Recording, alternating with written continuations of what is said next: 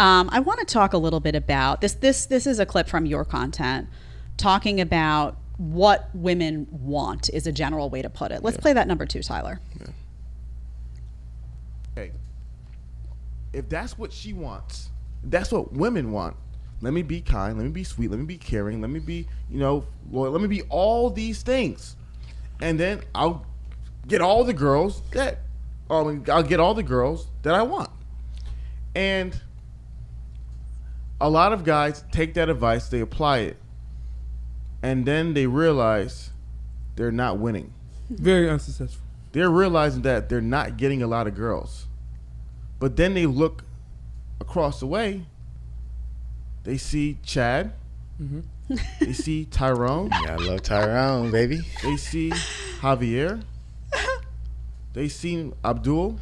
I try to hit all the Abdul? ethnicities in Yeah. my You did. He names somebody of every ethnicity and he gives them a name. I thought that was cool. Okay, we can stop there, Tyler. So Yeah. I think this is a great point that you're making, which is that if these are all the things that women want or they say they want, and then those guys aspire to it, achieve it, and put it front and center, then it gets rejected. And you go on to talk about what makes a woman happy versus what makes a woman horny. Yeah. And I've always said you've got to have both. 100%. You have to be the combo package. If she's not attracted to you, it's going to be a huge problem. Yeah. If she's attracted to you, but she's not happy, she's miserable all the time, she's worried, she's stressed out, that's not going to last either. 100%. So I'm curious, first and foremost, do you think women lie to themselves and to others about what they want? We showed a clip the other day that you had a bunch of women that were talking about, oh, I don't care about salary, I don't care about this. And then a few minutes later, you ask them how much they want their man to make, and it's over 100K.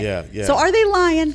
Yes and no. A lot of my answers today are going to be yes and no. And I want to give as much. I want to give as much nuance to these conversations because I love these conversations. They're like 5 hours conversations condensed into an hour. So yes and no. What I've realized is, in my personal opinion, if you get a woman and you put her on camera, who's not a professional such as yourself, and you ask her questions that may make her look bad, she's gonna say things that make her look good. So it's this interesting theory that David Data talks about women and how their image is so important and not being shamed is so important. So they'll say things in the moment to make you feel good. It's like mom, right? Mom, that's what mom does. Mom won't kill you. She'll be like, well, how about those red shoes instead? Like, she won't be like, dad's like, yo, those shoes are ugly, take them off. My mom tells me straight, for the record. Yeah. My mom's like, honey, take that off, don't look good. You know what I mean? Like some moms are direct, but a lot of moms are gonna give you a little bit of sauce. Little grandma might give you some sauce. So there's a level of that. So they're not 100% honest. So that's why I don't do the women. I don't do it anymore because if I'm gonna get the honest truth, I gotta turn off the cameras. When you turn off the cameras, then you get the honest truth. It's a lot of ideas are conflicting in their brains and they don't really understand why they're conflicting in their brains. So going back to the nice guy conversation, what a lot of guys do is they simply become nice guys. Like their mom raised them, as Dr. Robert Glover talks about, to be this anti-man. This nice, sweet guy who's charming, who does everything that women want, who's constantly obedient and he's whatever she wants, he'll take care of her. He does that his entire life. He gets no respect. He gets walked all over. He gets treated like a second-class citizen. And then across the way, there's a guy who's rude and disrespectful, a little bit abrasive, and he has women flocking to him. And then the nice guy says to himself, well, I'm doing everything nice. He's doing everything wrong. Right. Screw being nice. Let me be wrong. But what you don't realize is you're doing it wrong and he's doing it wrong. The nice guy is wrong, and also the playboy is doing it wrong, right? And so what you see is that the nice guy does everything that makes women happy, but doesn't do anything that makes women horny. The playboy does all the things that make women horny, but doesn't make women happy. But here's the difference: horny gets him in the room. Happy keeps him in the room. So the nice guy, the reason why he gets no girls, because he has no one to come into the room. Right. There's no girls who are interested that want to give him an opportunity to get to know him, to date. So when he meets that one girl who's really into him, he latches on like no tomorrow, makes her his queen because that's the only girl giving him attention. And so then the playboy, he gets girls who love him and sleep with him and do whatever they want, but they never stay unless they're toxic themselves, because it's so miserable to be with a guy who just genuinely does not care. No human being, unless you have, what is that syndrome when you like your captors? Stockholm syndrome, right? Yep. Like, unless you have that in the back of your mind, you're not going to stay with someone who's treating you like a half-class citizen and spitting on you and beating you up the whole time. Some people are like that. It's unfortunate, but most rational women, especially if you have a good dad, won't let you deal with that. So a lot of men don't realize it's not to throw the baby out with the bathwater. The nice guys say, screw being nice. I'm simply going to be like him. That's wrong. And that's what you saw what happened in the pickup world. There's a really popular book called the Mystery, the Pickup Artist. No, what's Neil's The Game? Neil Strauss's The Game. It's a very popular pickup book. And it's this very famous pickup artist named Mystery. And the book opens so so amazing. The book opens because Mystery is this pickup artist who's had sex with some of the most beautiful women in the world. He's mastered the skill of meeting women, attracting women. He's mastered it. And the book opens up with Mystery trying to kill himself because the girl that he's really into has just left him. And they're having to rush him to go see a psychiatrist so he wouldn't end his life. Because he learned all the skills to attract women. He never learned the skills to retain women. And so what guys don't realize is you have to be both. You have to have the skills to be attractive, to be charming, to be intelligent, to be masculine. But you also have to have the skills as well to be respectful, kind. And that's what's missing in today's conversation because everyone's telling men to do these short-term strategies, and it will get you laid. But if you're a man of value, you don't just simply want to get laid; you want to leave a legacy. And so those are some of the things I realized. So when women can't fully communicate all those things, and so they'll just give some of the platitudes like, "I want a guy who's nice and sweet." They don't really understand the nuances to really how they're feelings. And for me, I found it best when you're talking to women is to ask them to describe feelings versus facts.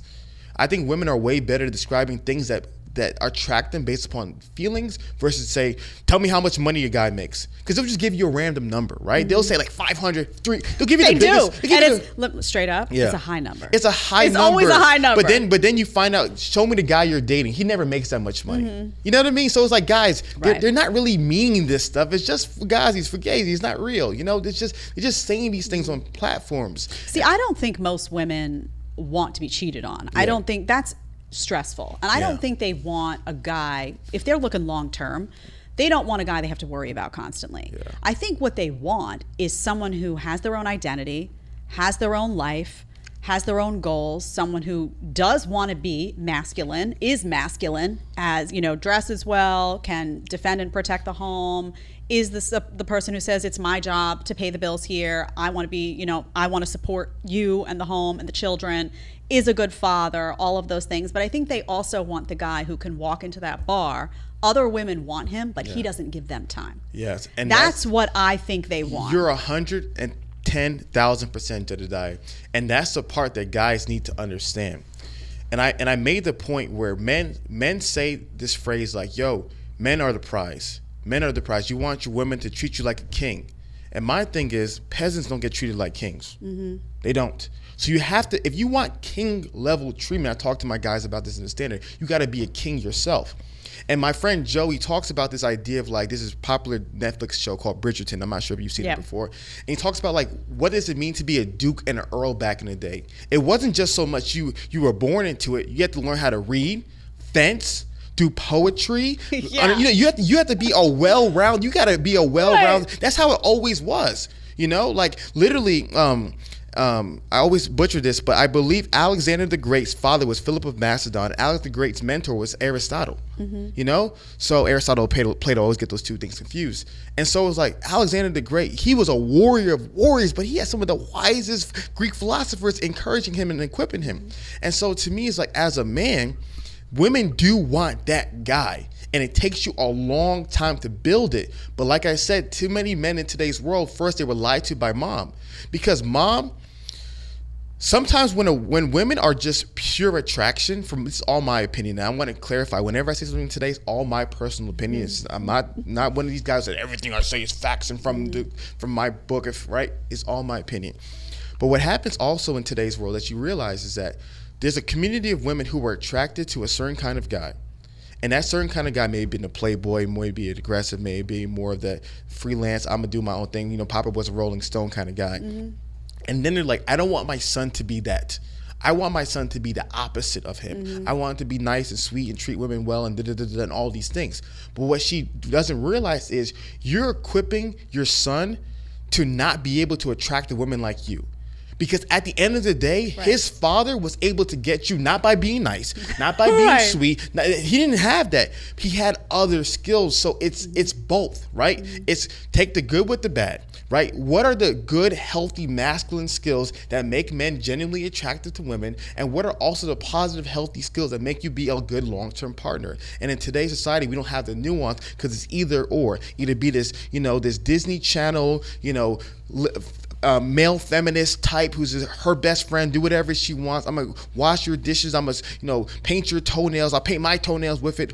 Or you're the opposite end of the extreme, right? Where you're this great macho. I'm a man. I'm high value. I should be able to have my options, and you should just sit down and be submissive and cook me dinner, woman. Like it's all about balance. If you want to watch the full episode, click right here. And if you want to ask me a question, talk one-on-one, send me a FaceTime video, join a video with a group of your friends and me, you got to download Connect and you got to join me there. It's going to be really hot.